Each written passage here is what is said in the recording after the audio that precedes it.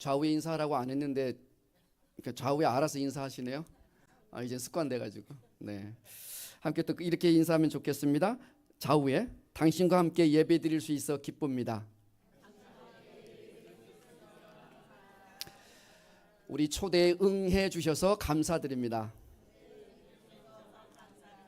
오늘도 은혜 많이 성령 충만 받으십시오. 아멘. 그건 제 말인데 왜 제 워딩을 그대로 따라하고 그랬어요? 오늘은 추수감사주일 예배로 함께 하나님께 예배드립니다. 오늘 말씀 주제를 좀 함께 잠시 한 목소리로 읽어볼까요? 시작. 감사, 믿음으로 심는 약속의 씨앗.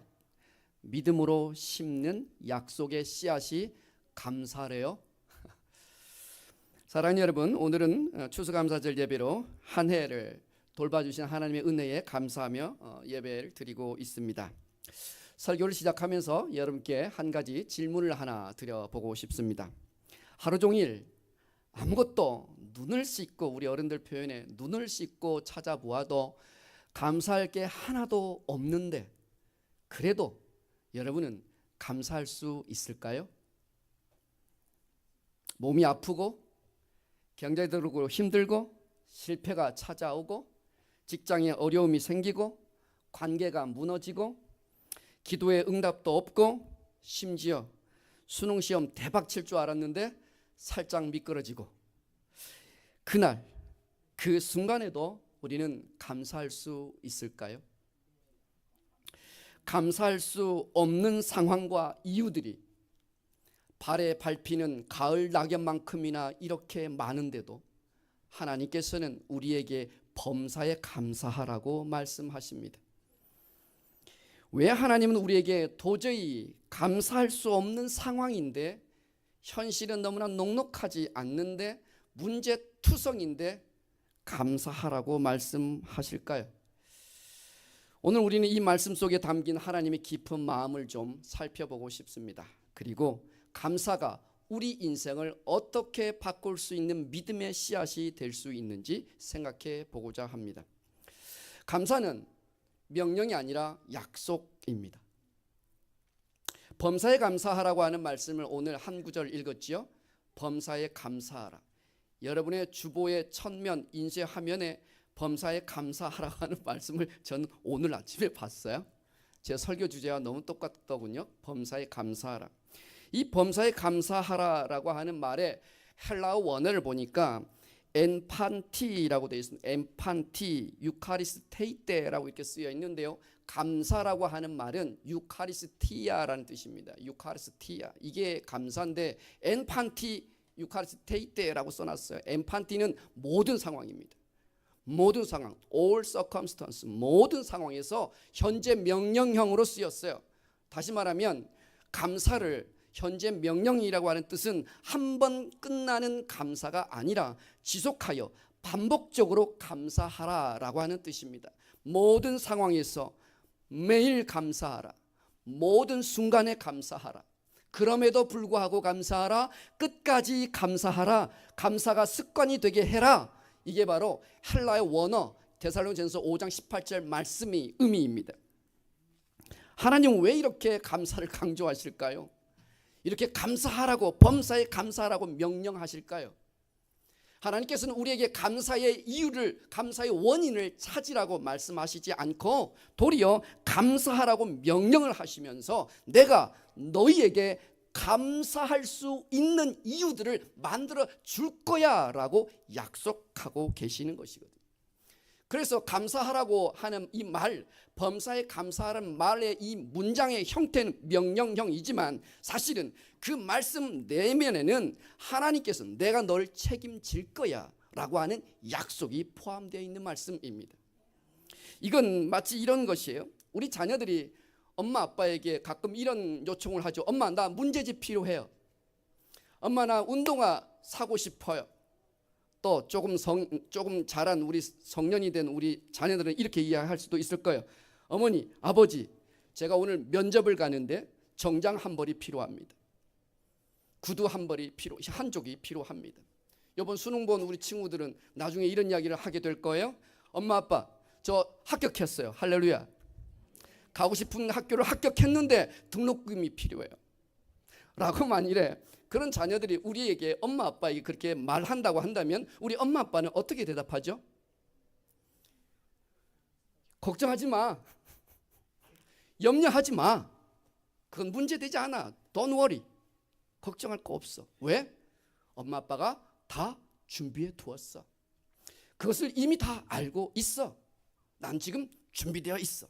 네가 얼마든지 나에게 요청하면 내가 너에게 응답할 거야. 이 말의 뜻 있지 않겠습니까? 우리 교회 제일 어린 아이가 유석이거든요.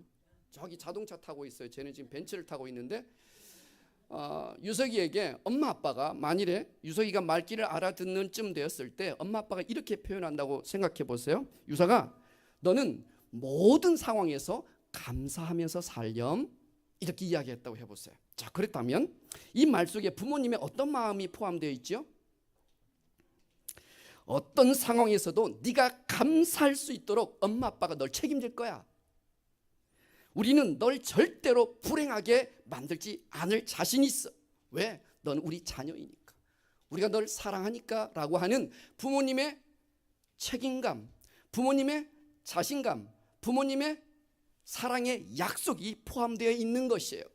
범사에 감사하렴. 이 말 속에는 말이죠, 부모님이 범사에 감사하도록 할 자신이 있는 것입니다. 내가 그렇게 책임지겠다는 뜻입니다. 그것이 포함되어 있는 말이에요.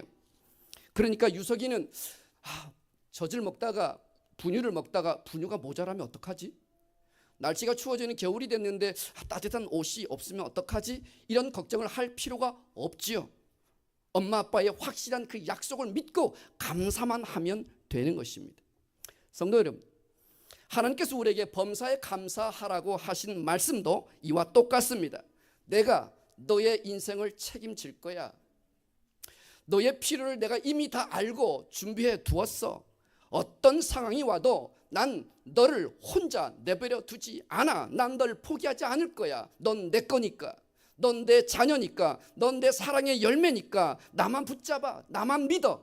그러면 내가 너에게 감사할 이유를 만들어 줄 것이야. 범사에 감사하라고 하신 하나님의 말씀은 명령이 아니라 하나님의 책임지겠다고 하는 약속이 포함되어 있는 말씀입니다. 그래서 민수기 14장 28절에는 하나님께서 이렇게 말씀하셨어요. 내 삶을 두고 내가 맹세하는데 너희의 말이 내 귀에 들린 대로 내가 행하리라. 할렐루야. 그러면 하나님의 귀에 여러분은 불평과 불만을 말하겠어요? 감사를 말하겠어요? 하나님께서 하나님의 귀에 들린 대로 행하시겠대요. 그렇다면 여러분 무엇을 선택하시겠습니까? 감사를 선택하시길 주의 이름으로 축복합니다. 감사를 선택하여 감사를 하나님께 말씀드리면 하나님께서 감사의 일을, 감사의 이유를, 감사의 열매를 우리에게 행하시겠다고 말씀하세요. 그 하나님은 예레미야서 33장 2절과 3절 말씀에 또 이렇게 말씀하세요. 나는 이를 행하는 여호와다. 나는 그것을 취하고 행하는 여호와다. 내가 너에게 크고 비밀한 일을 너에게 보여줄 것이야 라고 말씀하신단 말이죠. 그러니 여러분, 감사는요, 하나님 아버지가 나를 책임지신다라고 하는 그 약속을 믿는 믿음의 고백입니다. 그렇다면 우리는 다시 고백할 수 있을 거예요. 몸이 아파도 감사합니다. 경제적인 어려움이 있어도 감사합니다. 친구들과 싸워서 관계가 어그러졌는데도 감사합니다. 직장에 예기치 않는 어려움이 있어도 감사합니다. 감사는 상황이 좋고 결과가 좋고 문제가 해결된 현재의 상황에 대한 반응을 뛰어넘습니다. 그렇지 않음에도 불구하고 결국 우리에게 좋은 감사의 이유를 만들어 주시는 하나님을 신뢰하고 미래까지 바라보면서 고백하는 것이 감사이거든요. 감사는 현재의 부정적인 상황들, 현재 내가 갖고 있는 그 문제들, 그 어려움들, 그 부족과 결핍들 속에서도 그것을 뚫고 지나갈 수 있고 돌파할 수 있는 힘이 바로 감사의 비밀 속에 담겨 있습니다. 절망이라고 하는 상황을 희망으로 바꿔 줄 수 있는 것이 바로 감사입니다. 감사는 하나님께서 일하실 수 있도록 초대하는 영적인 선포인 것입니다. 그러므로 감사가 끊이지 않으면 하나님의 역사도 끊이지 않고 계속될 줄 믿습니다. 여러분이 지지난주에 제가 여러분께 주문해 드렸더니 이렇게 많이 감사 제목을 한 바구니나 저한테 주셨어요. 저한테 준 게 아니고 하나님께 올려드린 거겠죠. 제가 아직은 읽지 못했습니다. 다음 주부터 개봉하겠습니다. 그런데 사실은 이 감사합니다라고 하는 여러분의 감사 목록, 감사 제목은요, 현재의 상황에 대한 반응으로 기록된 게 대부분일 겁니다. 하나님 이렇게 해주셔서 감사합니다. 그런 현재의 상황에 대한 반응의 수준으로 기록해 두었을 거예요. 그런데 그 감사는 절반입니다. 크고 은밀한 일을 내가 행할 거야, 내가 너에게 보여줄 거야 라고 하는 그 약속의 말씀을 믿고 여기에 감사 제목을 쓴다면 여러분에게 더 큰 풍성한 2배 이상의 감사의 제목들이 너무나도 많게 될 것임을 분명합니다. 그러니까 이렇게 되는 것이겠죠. 몸이 아파도 나에게 건강을 주실 하나님의 약속을 기대하며 감사합니다. 경제적인 어려움이 지금 내게 닥쳤다 할지라도 여호와께서는 나를 가장 부유하게 하실 분이심을 믿고 나는 감사합니다. 나에게 지혜롭게 하여 주실 그 하나님을 믿고 저는 감사합니다. 가장 탁월한 진학과 진로로 인도하실 하나님이 계시기에 저는 감사합니다. 베스트 프렌드 베프를 만나게 하실 하나님을 감사합니다. 이렇게 하나님의 약속을 믿고 감사한다면 지금 오늘 나에게 닥친 이 열매를 기초로 하여 드리는 감사보다 더 풍성한 감사, 2배 이상의 감사, 10배 이상의 감사가 여러분의 삶 가운데 풍성에 맺혀지게 될 줄 믿습니다. 감사는요, 두 번째 믿음의 씨앗입니다. 사랑하는 성도 여러분, 이런 속담이 있죠. 콩 심은 데, 우리 친구들 아는가 모르겠다. 친구들 콩 심은 데 팥 심은 데는 어떻게 알았지? 이따 써졌어요. 목사님 친절해가지고 다 써놨어요. 감사도 그렇습니다. 감사는 믿음의 씨앗입니다. 믿음의 씨앗. 불평을 심으면 불평이 자랍니다. 원망을 심으면 원망이 자랍니다. 억울함을 심으면 억울함이 2배, 3배가 더 커집니다. 그런데 감사를 심으면요, 기적이 일어납니다. 성경에는 감사의 씨앗을 심어서 놀라운 열매를 맺는 이야기들로 가득 차 있습니다. 가장 먼저 갈릴리 바다 빈들이라고 하는 곳으로 한번 가볼까요? 수많은 사람들이 예수님의 그 복음을 듣기 위하여 몰려들었습니다. 그 인파가 수를 헤아릴 수 없을 정도로 너무나도 많이 모였어요. 그런데 그 예수님의 말씀을 듣다가 그만 저녁 해질녘이 되고 나니 배가 고프기 시작합니다. 그 수천 명이나 되는 사람들에게 어떻게 먹을 것을 줘야 할까? 고작 물고기 2마리, 보리떡 5개가 전부였습니다. 눈에 보기에는 턱없는 부족한 양이었습니다. 그러나 예수님께서는 그 부족한 재료를 2 손으로 높이 하늘을 향하여 드시고서 제일 먼저 이렇게 기도합니다. 하나님 감사합니다. 예수님께서는 부족한 재료, 결핍된 상황 가운데서 제일 먼저 하나님께 감사의 씨앗을 심으셨습니다. 그 결과 거기에 있던 5,000명이나 되는 어른 장정들이 다 먹고도 남은 광주리가, 우리 친구들 몇 광주리? 남은 광주리가 몇 광주리? 12광주리. 감사의 씨앗을 심었더니 결핍이 풍성해지는 놀라운 기적이 그곳에서 일어났던 것입니다. 예루살렘 동쪽 3km 내리막길 요단강 편으로 가다 보면 베단이라고 하는 마을이 있습니다. 베다니 마을에는 예수님의 절친이었던 나사로와 마르다 마리아 자매의 집이 있었죠. 그런데 불행하게도 이 큰오빠 나사로가 그만 죽고 말았습니다. 예수님께서는 그 장례식장에 나흘째 되는 날 방문하시게 되죠. 죽은 지 나흘이나 되었고 시체에서 냄새가 나기 시작했습니다. 모든 사람들은 이제 다 끝났다, 완전히 끝났다라고 그렇게 말하고 있습니다. 체념하고 있습니다. 포기하고 있습니다. 낙심 가운데 있습니다. 예수님께서 오셔서 그 무덤 앞에 서셔서 이렇게 기도하십니다. 아버지여, 내 말을 들어주시는 것을 감사하나이다. 인간적인 시선으로는 보이는 상황, 그 모든 상황은 끝난 상황입니다. 이제 절망입니다. 사망입니다. 끝입니다. 절망과 원망이 터져 나올 수밖에 없는 바로 그와 같은 자리에서 예수님은 먼저 감사의 씨앗을 하나님 앞에 심으셨습니다. 그 감사가 하늘 보좌를 흔들었습니다. 그러는 주님께서 나사로를 향하여, 죽은 나사로 시체를 향하여 이렇게 말씀합니다. 나사로야, 나오라. 그렇게 외칠 때에 나사로가 붕대를 감은 채 그 무덤에서 살아나게 되는 것이죠. 감사는 죽음의 권세와 죽음의 힘도 깨 부수는 것이 바로 감사입니다. 마지막, 빌립보라고 하는 감옥으로 한번 가볼까요? 빌립보는 정말 악명 높은 지하 감옥이 있었습니다. 그 지하 감옥은 햇빛이 한 줄기 들어가지 않고, 또 그 지하 감옥 깊은 곳에 들어가면 어떤 죄수도 다시 햇빛을 볼 가망이 없는 곳이었습니다. 그런데 그 빌립보 지역에 가서 예수님의 복음을 전하고 전도했던 바울과 실라라고 하는 사람이 그 동네 사람들에게 붙잡혀 심하게 매를 맞고, 그리고 빌립보 깊은 지하 감옥에 갇히게 되었습니다. 두 발에는 쇠사슬이 단단히 묶여서 꼼짝할 수가 없는 지경이었습니다. 침묵과 죽음의 그림자가 가득한 바로 그 지하 감옥.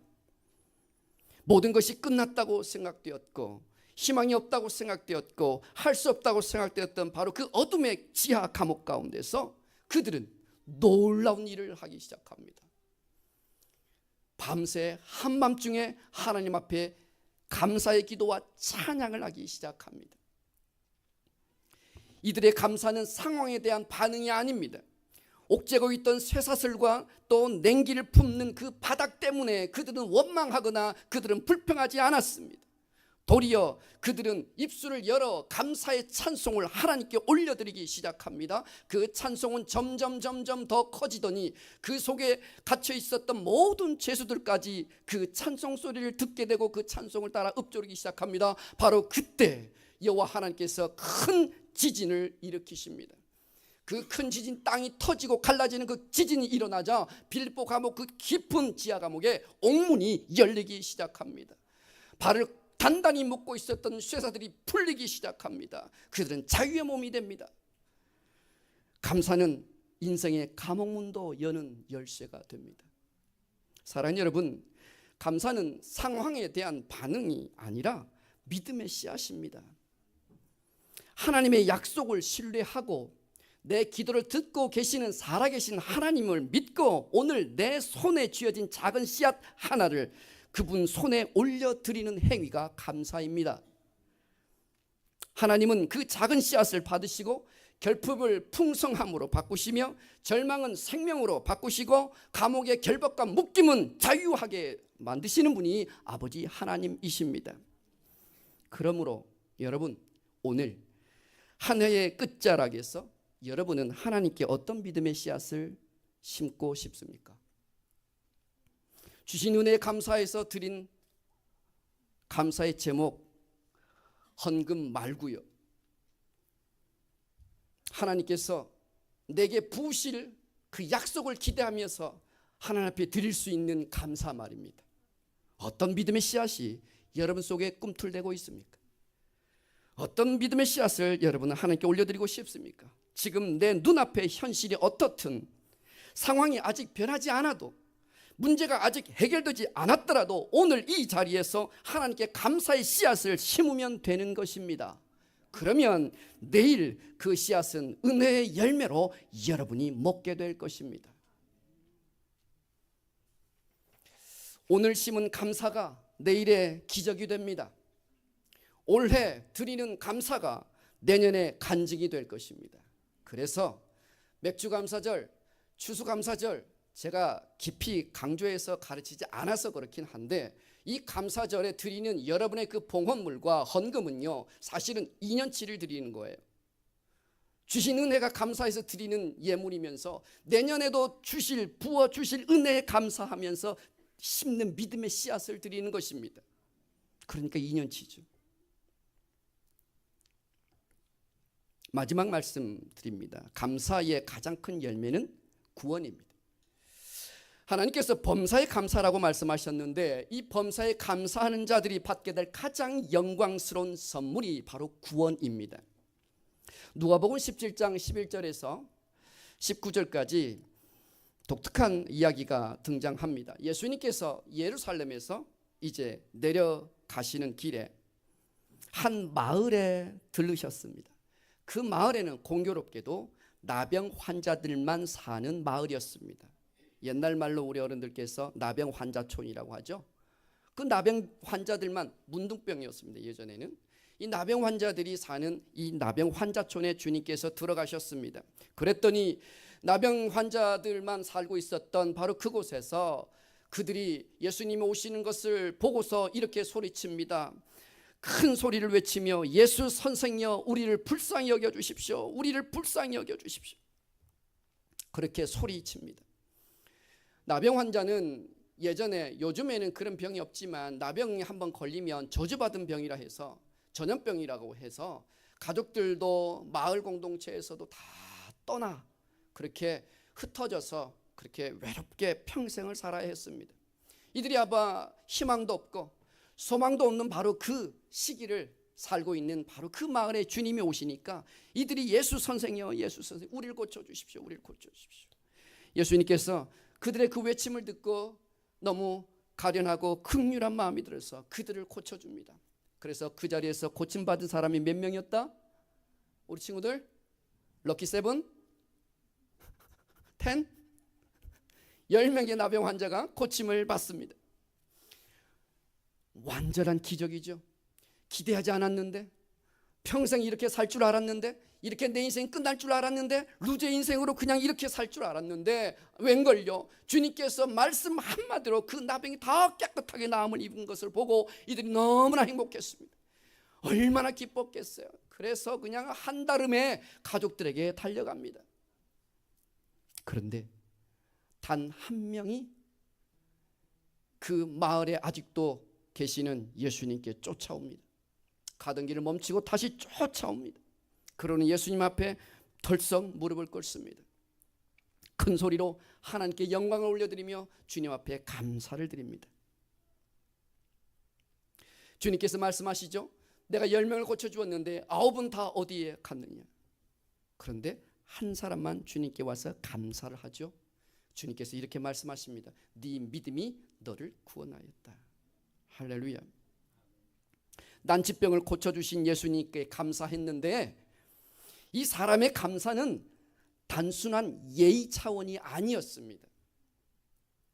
평생 좋다는 약을 다 써보았고 있는 돈을 가산을 다 탕진할 정도로 이 병 하나 고치려고 평생을 그렇게 고생하고 고치기 위해서 얼마나 몇 날 며칠을 눈물 지으면서 내 병을 고쳐달라고 그렇게 기도했을 터인데 그 누구도 그를 고쳐주지 못했고 그 누구도 그를 다시 회복시켜주지 못했는데 예수라고 하는 분이 오셔서 그를 고쳤단 말이에요. 가장 탁월하신 그 의사 되신 예수님을 만난 이 나병 환자, 그가 쫓아가다가 다시 생각해 본 거예요. 나를 치료하신 분이 예수님이라고?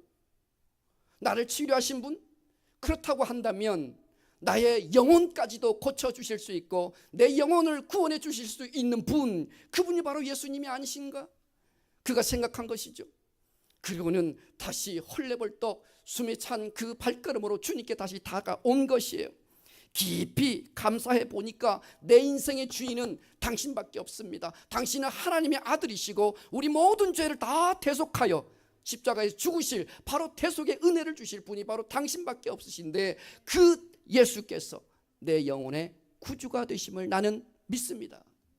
바로 그의 감사는 예수께서 그를 구원해 주실 주 되심을 알고 무릎 꿇고 드리는 감사였습니다. 그냥 단순한 허례허식, 단순한 감사의 그 예의 차원이 아니었던 것이, 그러니까 주님께서 네 믿음이 너를 구원하였다라고 말씀하시는 것이죠. 우리가요, 감사를 깊이 하면요, 범사에 감사하면요, 내 인생의 주인이 누구인지 알게 됩니다. 그분이 내 삶을 지키시고 돌보시고 이끄시는 분이심을 우리는 발견하기 때문에 그렇습니다. 나를 구원해 주실 분이 누구인지 알게 됩니다. 예수 선생이 아니라 그 선생은 예수가 아니라 오히려 그 예수는 나의 구주가 되시는 것입니다. 감사가 결국 우리에게 믿음을 열매 맺게 하는 것이죠. 시편 50편 23절에 이렇게 말씀하십니다. 감사로 제사를 드리는 자가 나를 영화롭게 하나니 내가 그들에게 나의 구원을 보여주리라. 감사하는 자에게 하나님의 구원을 우리에게 보여주신다고 말씀하십니다. 말씀을 맺겠습니다. 사랑하는 여러분, 추수감사절은 한 해의 결실을 하나님 앞에 감사하는 절기일 뿐만 아니라 앞으로 얻게 될 열매를 위하여 믿음의 씨앗, 감사의 씨앗을 올려드리는 예배입니다. 감사의 최고의 열매는 응답도 기적도 문제 해결도 아닙니다. 그 차원이 아니라 그 차원을 넘어섭니다. 감사의 최고의 열매는 무엇이에요? 구원입니다. 요한복음 1장 12절 말씀에 영접하는 자 곧 그 이름 믿는 자들에게는 하나님의 자녀가 되는 권세를 주셨다 말씀하십니다. 예수님을 구주와 주님으로 영접하는 자마다 하나님의 자녀가 됨을 믿습니다. 하나님의 자녀들은 늘 가장 좋은 것을 받을 수 있는 특권을 가지게 됩니다. 요한복음 17장 10절에 보니까 예수님께서 이렇게 말씀하세요. 내 것이 다 하나님의 것이요 하나님의 것이 다 내 것이온즉. 자녀들은 부모님의 소유를 공짜로 다 소유하죠. 그렇지 않습니까? 아빠의 자동차를 공짜로 탑니다. 우리 아이도 제가 참 많이 차를 태워 보냈는데요, 한 번도 저한테 기름값 하라고 돈 한 푼 준 적이 없습니다. 제가 산 집 우리 아이들 공짜로 삽니다. 방세 절대 10원도 내지 않습니다. 아빠 주머니에서 나온 돈, 아빠가 은행장처럼 생각되어지는지 끊임없이 달라고 하는데 한 번도 갚은 적이 없습니다. 엄마가 차려준 음식 다 공짜로 먹지 떡볶이 값도 내지 않습니다. 자식이 된다는 것, 자녀가 된다는 것은 그런 특권이 있습니다. 하나님의 자녀가 될 때 우리는 하나님께 있는 모든 소유를 다 소유할 수 있게 되는 것입니다. 이 모든 혜택은 감사하는 자들에게 주어집니다. 범사에 감사하면 하나님의 약속을 성취받을 뿐만 아니라 구원의 놀라운 열매를 맺게 됩니다. 구원받은 하나님의 자녀들은 이 땅에 이 생의 풍성한 삶을 누릴 뿐만 아니라 천국에 갈 수 있는 영원한 생명을 얻을 수 있습니다. 그래서 하나님께서 여러분에게 범사에 감사하라고 말씀하시는 것입니다. 범사에 감사를 여러분 약속으로 받으시길 주의 이름으로 축복합니다. 범사에 감사함으로 내 인생의 주인이 예수 그리스도 있음을 발견되어져서 감사의 열매가 구원의 열매로 맺혀질 수 있기를 예수님의 이름으로 축복합니다. 하나님의 자녀가 되셔서 하나님께 있는 모든 특권을 마음껏 이 땅 가운데서 누릴 뿐만 아니라 저 세상 천국에서도 영원히 누리게 되는 복된 삶, 존귀한 삶이 될 수 있기를 예수님의 이름으로 간절히 축복합니다. 함께 우리 기도하겠습니다. 사랑하는 하나님 아버지, 베풀어 주신 은혜에 감사드립니다. 베풀어 주실 은혜에도 미리 감사드립니다. 하나님의 약속을 믿기에 오늘도 믿음의 씨앗으로 우리의 감사를 하나님께 심어 올려드립니다. 상황이 아니라 주님의 약속을 믿고 바라며 범사에 감사하는 믿음을 우리 가운데 더욱 허락해 주옵소서.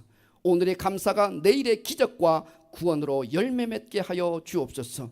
구원이 필요한 영혼들에게 구원의 놀라운 선물을 허락하시고 이미